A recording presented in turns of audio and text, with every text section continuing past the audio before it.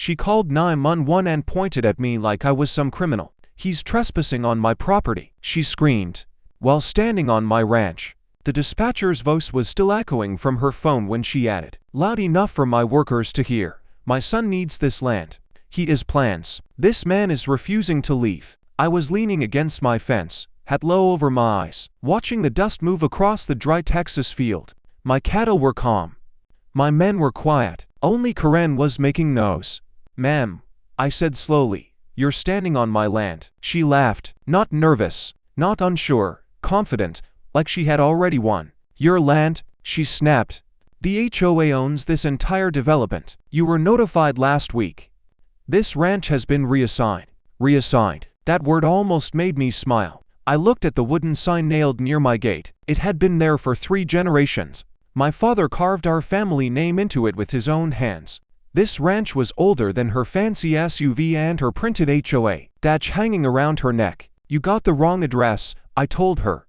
She stepped closer, heels sinking slightly into the dirt. "Don't act stupid. My son just moved back from California. He needs space for his horses. This land is perfect. You don't even use half of it." One of my ranch hands shifted behind me. I lifted a hand slightly. "Stay calm." Karen waved her phone around dramatically. "The officers are on their way. I told them you threatened me." That part made my jaw tighten. "I didn't threaten you." She smirked. "Doesn't matter. They'll believe me." There it was. That tone. That entitlement. Like the world had always moved when she raised her voice. "You forged a notice and taped it to my gate," I said quietly, "saying I had 48 hours to vacate." "Yes," she replied proudly. "Per HOA emergency authority. We're not inside your HOA boundary." She rolled her eyes. "Everything will be inside it soon." That sentence hung in the air. "Soon?" I studied her face carefully. She wasn't guessing.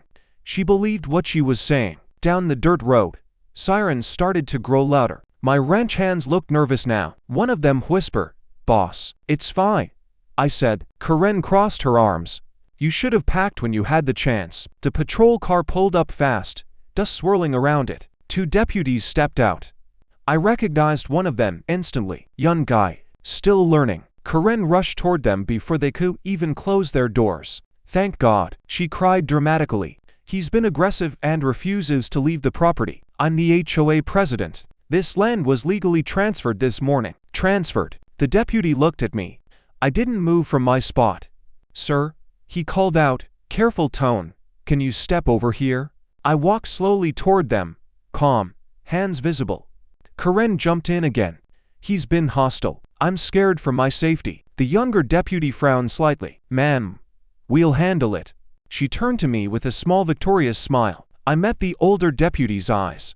He gave me the smallest nod. "Interesting. Do you have proof of ownership?" the younger deputy asked me. Karen cut in, shoving papers forward. "Here, HOA reassignment order, sign." The deputy scanned the paper. His eyebrows pulled together. "Ma'am, this isn't a county document."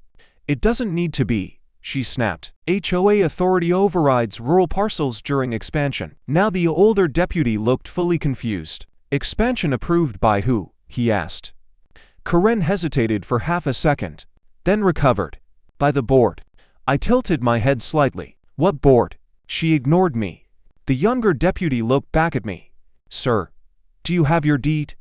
"I don't carry it in my pocket," I said calmly. "But the county office does." Karen threw her hands up. "He's stalling. Arrest him for trespassing." The word echoed again. Trespassing. On my ranch. The wind picked up dust between us. My cattle shifted behind the fence. The older deputy cleared his throat. "Ma'am, according to county maps, this parcel sits outside HOA limits." Karen's face changed for the first time. Just a flicker. "That's outdated," she said quickly. "The expansion passed." "When?" I asked.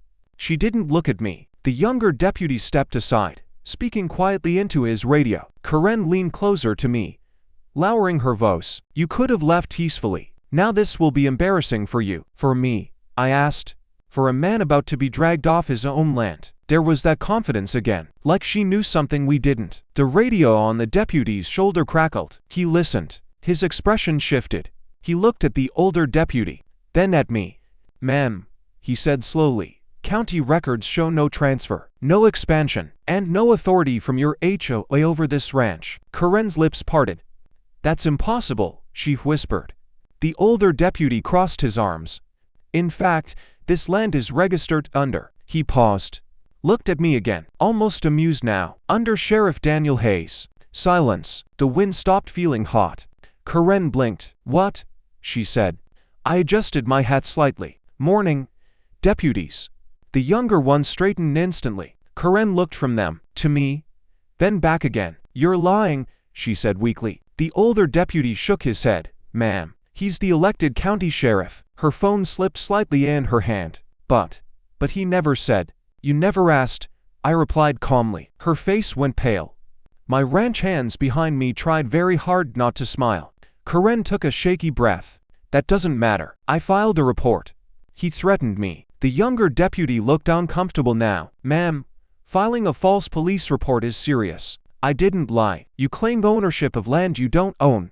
The older deputy said firmly. You attempted to force removal under false authority. Karen's voice rose again. Desperate now. My son needs this ranch. We were promised expansion. The HOA lawyer said. Which lawyer? I asked softly. She froze. Another pause. Another crack in the story. The younger deputy asked carefully. Ma'am, do you have any legal documentation from the county? She clutched her fake notice tighter. No. The older deputy sighed. We'll need you to step aside. For what? She snapped. For questioning. Her confidence was gone now, completely. But something about her earlier words still bothered me. Everything will be inside it soon. That wasn't random. That was planned. As the deputies gently guided her away from my gate, she turned back toward me. You think this is over? She hissed. I didn't answer. Because deep down, I knew it wasn't. And as her SUV door slammed shut, my phone buzzed in my pocket. Unknown number. I glanced at the screen. One message. You embarrassed the wrong family. I slowly lifted my eyes toward the highway beyond my land. Karen wasn't the real threat, and whatever expansion she believed in was already moving. I slid my phone back into my pocket. This wasn't about a ranch anymore. It was about something bigger. And someone thought they could take it from me. Karen hadn't even reached the station before the next move hit. I was still standing near my gate when 3 black trucks rolled down the dirt road. Not local plates, tinted windows, clean, expensive. My ranch hands stiffened. One truck stopped right outside the fence. A man in a press suit stepped out like he didn't feel the Texas heat at all. Mid-40s, polished shoes, calm smile. He didn't look at the deputies. He looked at me. Sheriff Hayes, he said smoothly, we should talk. The deputies exchanged glances. The older one moved closer to me, protective without making it obvious. And you are? I asked. Evan Cole, he replied. Legal counsel for Redwood Regional Development. The name meant something. Big money, big projects, big headlines. I don't remember inviting developers onto my ranch, I said. He smiled slightly. We're not here to cause a scene. We're here to fix one. Behind him, another man stepped out holding a folder, thick, official looking. Evan kept his voice calm. Mrs. Karen Whitmore acted prematurely, but her son is part of our investment group. We've already purchased surrounding land. He pointed beyond my fence. That highway expansion coming next year. This ranch sits in the center of a planned equestrian community. Private, high value, exclusive. I didn't react. He continued. We assumed you'd be reasonable. I don't sell, I said. He tilted his head. Everyone sells. The deputies shifted again. Not this land, I reply. His smile faded just a little. We already acquired parcels east and west of you. You'll be landlocked once construction starts. That would require county approval. It's in progress. Now that got my attention. In progress with who? I asked. He didn't answer directly. Instead, he nodded to the man holding the folder. The man handed me a document. Condemnation notice draft. Eminent domain request. For public infrastructure access. I let the paper hang in my hand without reacting. Evan watched me carefully. We can do this clean. Generous payout, or messy. Court hearings. Public pressure. Investigations. Investigations? I repeated. He smiled again. Sheriffs are elected officials. Scrutiny comes with the job. There it was. Not just land. Leverage. The younger deputy looked angry now. Sir, are you threatening a county officer? Evan turned to him calmly. Absolutely not. I'm presenting options. I folded the paper slowly. You sent that text? I asked. He didn't blink. What text? You embarrassed the wrong family. A pause. Small, but real. Sheriff, he said softly, this is business. Karen made it emotional. We're correcting that. Behind him, I noticed something else. A survey crew, on the far side of my property, marking stakes, without permission. I looked back at him. You're trespassing. They're outside your boundary. They're inside it. He didn't argue. Instead, he leaned closer. Your father bought this ranch cheap. Back when this county had nothing. Times change. My father bled on this soil, I said quietly. Evan's eyes hardened. Sentiment doesn't stop progress. The older deputy stepped forward now. You'll need to remove those surveyors until boundary lines are confirmed. Evan didn't move. Instead, his phone rang. He checked it, then smiled. That was fast. He showed the screen to me. County Planning Board. Emergency session approved. I felt something cold settle in my chest. Emergency session? On a Sunday? That's not possible, the younger deputy muttered. Evan slid his phone back into his pocket. It's already done. I pulled out mine, dialed one number, the county clerk. Straight to voicemail. That never happened. I tried the planning commissioner. Rang once, then disconnected. I looked back up at Evan. You think this is clean? I asked. He shrugged. Paperwork makes things clean. One of my ranch hands suddenly ran out from the bar. Boss, he said under his breath, there's equipment moving on the west fence. Bulldozers. I felt my pulse rise for the first time. Without notice, the older deputy demanded. Evan stayed calm, too calm. Preliminary ground prep. Adjacent parcel. I looked toward the west side. Dust clouds rising. They were pushing dirt toward my fence line. Not touching it, but close enough to send a message. Karen wasn't acting alone. She was the loud distraction. This was planned long before she showed up screaming. I stepped closer to Evan. You tried fake authority first, I said. Now you're trying legal pressure. Efficiency, he corrected. The younger deputy's radio crackled again. He listened. His face drained. He looked at me. Sheriff, dispatch just received a complaint. From who? Redwood Regional Development. For what? I asked. He hesitated. They're reporting you for obstruction of a state-approved infrastructure project. I stared at Evan. He didn't deny it. You filed that just now, I said. He adjusted his cufflinks. We protect our investments. You're standing on my land filing reports against me. Technically, he replied calmly. We're building around you. The older deputy's voice was tight. This smells wrong. Evan finally lost the friendly tone. You have to choose, Sheriff. Take the offer. Or fight a machine bigger than your badge. Silence hung heavy. The bulldozers roared louder in the distance. My phone buzzed again. Another unknown number. I opened it. A photo, taken from above. A drone image of my ranch. And under it, one sentence. Last chance before Phase 1 begins. I slowly lifted my eyes to the sky. A small black drone hovered high above my cattle, recording everything. Evan followed my gaze. This can escalate quickly, he said softly. I stepped back, voice steady again. You just made a mistake. His brow lifted slightly. What mistake? You moved too fast. He gave a faint smile. Speed wins. Not when you skip signatures, I said. For the first time, uncertainty crossed his face. I looked at the younger deputy. Call Judge Ramirez. Both deputies froze. Evan's expression changed. You can't, he started. I can, I replied calmly, because there was one thing Evan Cole didn't know. The emergency planning board session he bragged about. I canceled it 3 hours ago, after I got the first anonymous tip last night. And the only reason I stayed quiet when Karen showed up screaming was because I was waiting to see who would show themselves. Now they had. All of them. The bulldozers, the surveyors, the lawyer, the drone. Evan stared at me carefully now. You set this up? He asked quietly. I met his eyes. I protect this county, I said. Not just my ranch. The deputy began dialing. Evan's phone buzzed again. He checked it. His calm cracked for the first time. What happened? I asked softly. He didn't answer. But I already knew, because across the field, 3 state trooper SUVs appeared on the highway turnoff, and they weren't here from me. Evan slipped his phone into his pocket slowly. You think this ends with arrests? He said quietly. I didn't smile. No, I replied.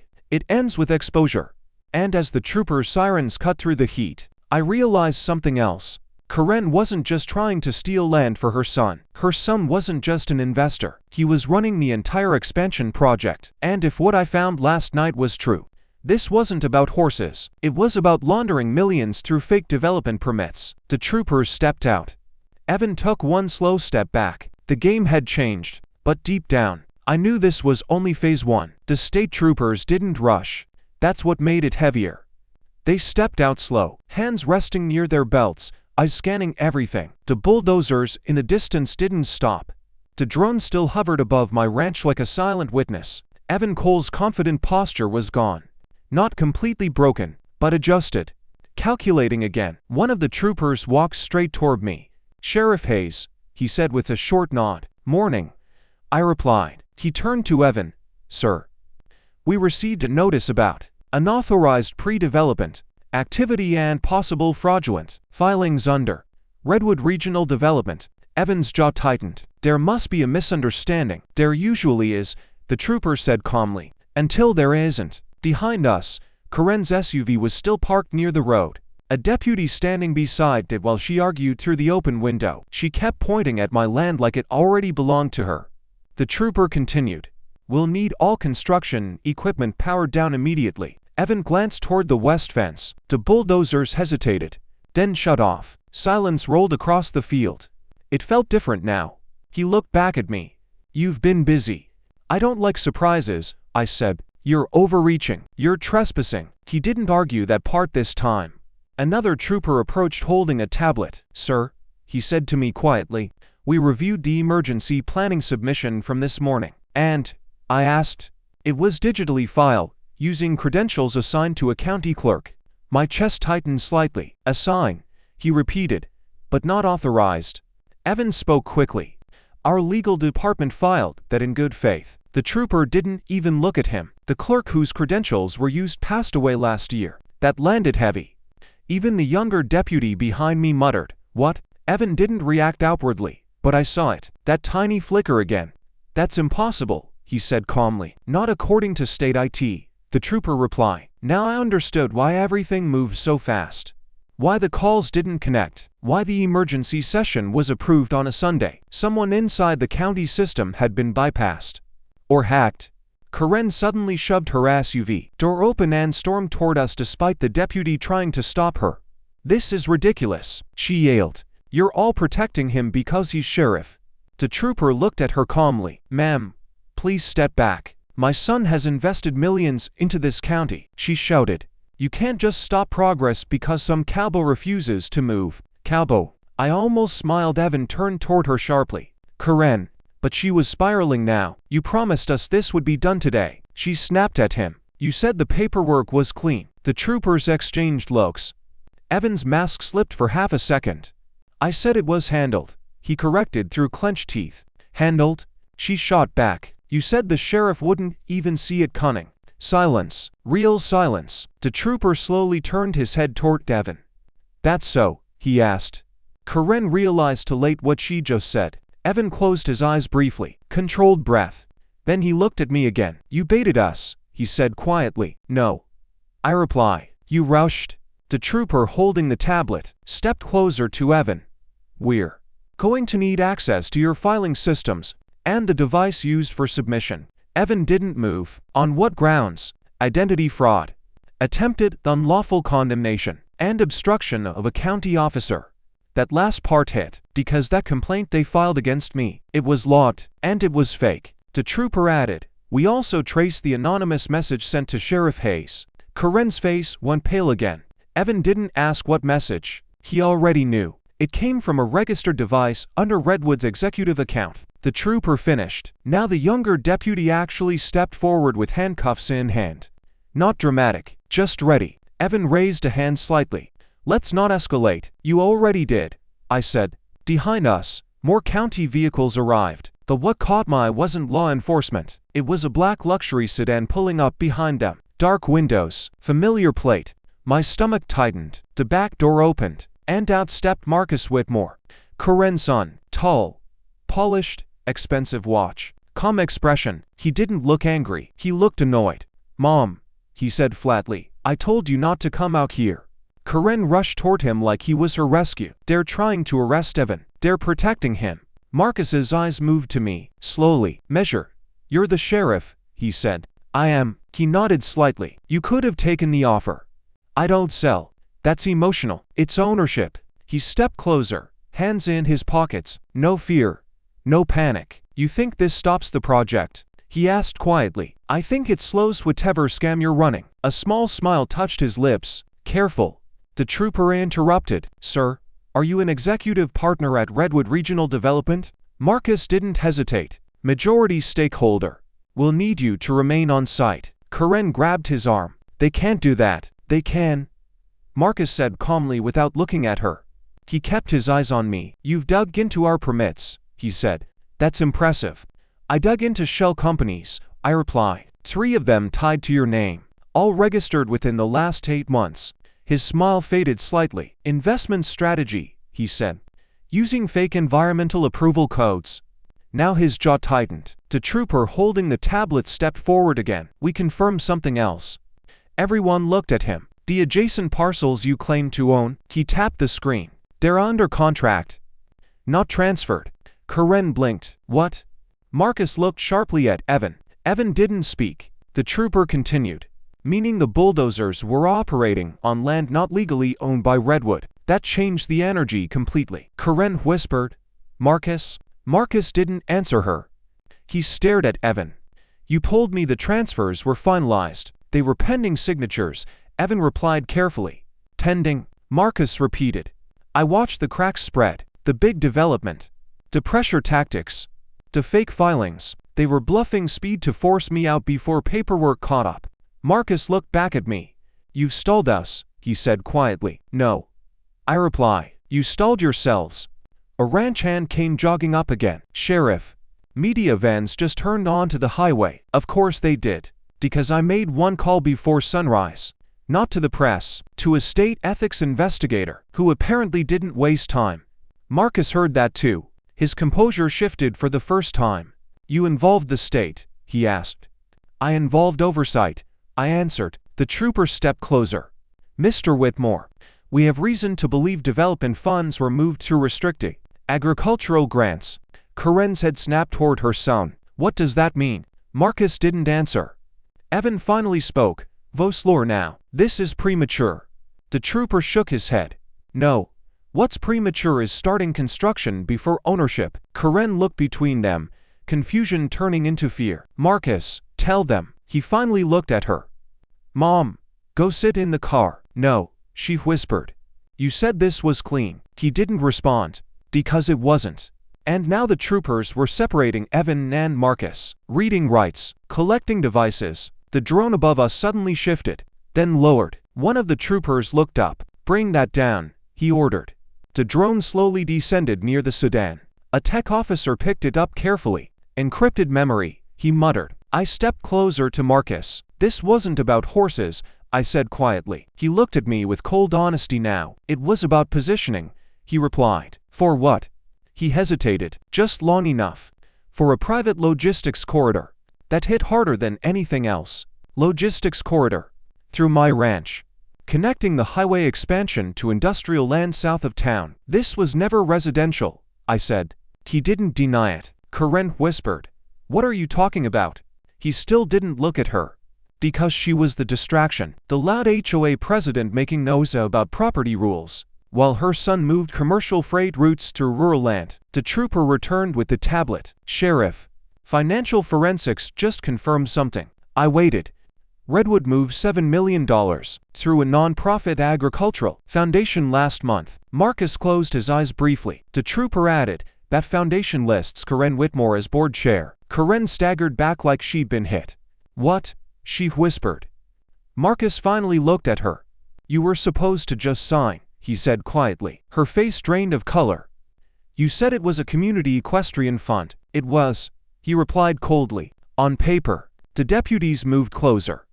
Handcuffs clicked. This time, not just for trespassing, for fraud, for identity misuse, for attempted unlawful land seizure. The media van stopped along the highway fence. Cameras already out. Marcus watched them arrive. then looked at me one last time. "You think you won," he said calmly. "I think you underestimated rural counties," I reply. He gave a small nod. "No," he said, "I underestimated you." As they guided him toward the trooper SUV, Karen broke down completely. "This was supposed to secure your future," she cried. Marcus didn't turn back, because deep down, he never cared about the ranch. He cared about the route. And as the troopers drove off with both of them separated into different vehicles, my phone buzzed again. "Different number, private." I answered. A low voice spoke. "You shut down Phase 1. I didn't reply. "But Phase 2 doesn't need permits." The line went dead. I stared at the horizon. Bulldozers silent. Drone confiscated. Media filming. Whitmore family in custody. And yet, something bigger had just been hinted at. Phase 2 doesn't need permits. That meant one thing. If they couldn't take the land legally, they'd try something else. And as I looked at the dry grass stretching across my ranch, I noticed smoke rising far off near the south tree line. Thin at first, then thicker. One of my ranch hands yelled, "Fire." I felt my heart slam against my ribs. Because if they couldn't buy it, and couldn't condemn it, burning it would make rebuilding very cheap. I ran toward the south fence as sirens behind me shifted direction again. And deep down, I understood something clearly. This was never about paperwork. It was about removing me, one way or another. Fire. That word ripped through the ranch harder than any siren. I was already running before the second shout came. Smoke wasn't drifting anymore. It was rolling. Thick, dark, moving, fast along the south tree line, where the grass stayed dry this time of year. Two of my ranch hands grabbed hoses. Another jumped into the old water truck. The wind had shifted, pushing flames straight toward the main pasture, toward the cattle, toward the barn, and toward my house. State troopers spun their SUVs around immediately. One of them barked into the radio, calling in fire units. The media vans that had just arrived. Cameras turned instantly. Perfect timing. Too perfect. I reached the south fence and saw it clearly. This wasn't a random brush spark. The fire had started in 3 separate lines. 3. Set to spread and me, in the middle. Deliberate. I clenched my jaw, checked the tree line for accelerant. One of the troopers ran alongside me. "You thinking arson?" "I'm thinking Phase 2. We broke through the brush near the fence post and that's why I saw it. A small metal can half hidden in the grass, still warm." The trooper picked it up with gloves. Gasoline. Sirens grew louder in the distance. Behind us, the younger deputy ran up, breath heavy. "Sheriff." Marcus Whitmore just tried to make a call from the cruiser. "To who?" I asked. "Number isn't registered." "Burn phone." Of course. The fire was spreading faster now, flames climbing dry shrubs. But here's what they didn't know. This ranch had fought fire before. Years ago. After a lightning strike nearly took everything. I learned from that. I invested quietly. I looked at my ranch hand. "Trigger it." He nodded and sprinted toward the pump station near the east well. The trooper looked at me. "Trigger what?" I didn't answer. 30 seconds later, the ground itself came alive. Sprinkler heads buried deep along a perimeter trench popped up. In a straight line across the south field, high-pressure water blasted outward, forming a wet barrier between the fire and the heart of my ranch. The trooper blinked. "You installed a fire brake system?" "After the lightning strike," I said calmly. Flames hit the soaked soil and slowed. Fire trucks roared down the dirt road, cutting off the outer edges. My cattle were already being moved north, away from danger. The media cameras were catching all of it. The attempted land grab, the fraud arrest, and now, a coordinated fire minutes after Phase 1 collapsed. That wasn't coincidence, that was exposure. Within 20 minutes, the flames were contained to the tree line. Damage. Yes, but not devastation. Whoever said it expected panic. Instead, they got preparation. As firefighters worked the last hot spots, one of the troopers approached me again. "We pulled traffic cam footage from the highway entrance," he said. "And?" I asked. "A white utility truck parked there 30 minutes before ignition. No plates." I nodded slowly. "Driver?" He turned the tablet toward me. Grainy, but clear enough. "Evan Cole. Getting out. Carrying something toward the brush." My jaw tightened. "Where is he?" I asked. "In custody." "Good." But then the trooper added quietly, "There's something else." I looked at him. Redwood isn't just a development company. I waited. It's tied to a private freight security Contractor under federal investigation. Now that shifted the ground. Investigation for what? I asked. Illegal land acquisition across 3 states. I stared at the smoke rising into the sky. This wasn't just greed. It was a pattern. Target rural counties. Pressure isolated landowners. Use shell nonprofits. Push false permits. And if that failed, destroy value. Force a distress sale. I felt anger rise but controlled, because anger loses cases. Evidence wins them. Behind us, deputies escorted Karen back out of her SUV. She looked broken now. Not loud, not proud, just shocked. When she saw the smoke damage along the tree line, something in her face changed. You burned it? She whispered when Marcus was brought near her in cuffs. Marcus didn't look at her. Phase 2. I said calmly so they could both hear. Karen's eyes filled with tears. You said no one would get hurt. He finally spoke, voice cold. No one did. I stepped closer. You tried to burn a working ranch with animals and men on it. He held my gaze. It was controlled. That sentence told me everything. Calculated, measured, planned, but not enough. The state trooper turned to Marcus. You're now being charged with conspiracy to commit arson. Karen gasped. The media camera zoomed in closer, and in that moment, the power shifted completely. Not because I was sheriff, but because the truth was visible. Smoke doesn't lie. Fire patterns don't lie. Drone footage doesn't lie. I looked at Marcus one last time. You thought rural meant weak, I said quietly. He didn't respond, because deep down, he knew he miscalculated the wrong county. Hours later, the ranch was calm again. Fire out. Equipment gone. Troopers finished. Media wrapping up. Karen and Marcus transported separately. Evan already processed. The sun was setting low across the field, casting gold over the grass that almost burned. My ranch hands stood near the fence line, tired but steady. One of them asked quietly, "You think that's the end?" I looked across my land. The same soil my father walked. The same barn my grandfather built. They tried legal pressure. They tried political leverage. They tried financial traps. And when that failed, they tried fire. I shook my head slowly. No. I said, it's the end for them. Because by nightfall, state investigators had frozen every Redwood account. Federal agents were already requesting Marcus's financial trail. And the nonprofit foundation Karen chaired dissolved. But there was one last thing I hadn't done. I walked back toward the wooden sign at my gate, the one my father carved. The media cameras were still nearby, so I made sure they were rolling when I said it. I didn't wear this badge for 20 years, I said steadily. To be told I can't stand on my own land. That line carried. Not loud. Not dramatic. Just true. The next morning, headlines ran statewide. Sheriff exposes multi-million-dollar rural land scheme. Marcus Whitmore wasn't an investor anymore. He was the face of an investigation. Karen wasn't HOA president anymore. She was a witness in a fraud case she barely understood. And Evan Cole, he was cooperating, because prison cells make polished men nervous. Weeks passed. My ranch healed. Grass regrew. Fence posts replaced. Cattle calm again. The highway expansion still happened but rerouted miles away from my land. Legally, properly, transparent. The county planning board implemented new digital safeguards after the credential breach. No more ghost approvals. No more Sunday emergency sessions. And one evening, as the sun dropped behind the horizon, I stood alone near the south tree line where the fire had started. Blackened earth still marked the attempt. A reminder. My phone buzzed once more. Unknown number. I answered. Silence. Then a voice. Different. Older. You protected it. Who is this? I asked. Someone who tried before they did. The line went dead. I stared at the field. That was the final twist. Redwood wasn't the first to try, just the latest. But here's what they all forget. Land isn't just dirt, it remembers. And so do the people who protect it. I turned back toward the house. Lights glowing warm, family inside. Safe, because at the end of the day, it was never about development plans, or permits, or millions. It was about one simple truth. If you call 911 demanding a man leave his ranch, you better make sure he doesn't wear the badge.